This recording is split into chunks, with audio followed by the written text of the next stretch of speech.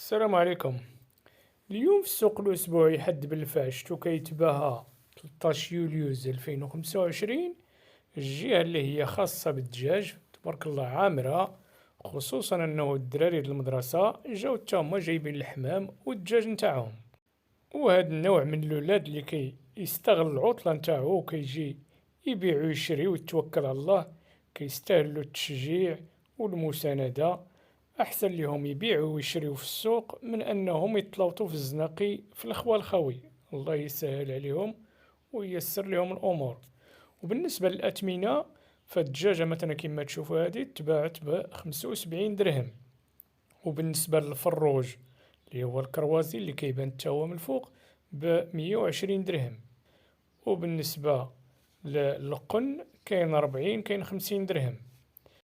وبالنسبة للديك البلدي فهو قليل شوية في السوق، الثمن ديالو من 150 حتى 200 درهم. وقبل ما تكمل الفيديو أختي المشاهدة، ما غادي تضيع والو، دير معاك متابعة، دعم للقناة وخلي تعليق زوين، والله يعاونكم، وإلى في فيديو لاحق إن شاء الله.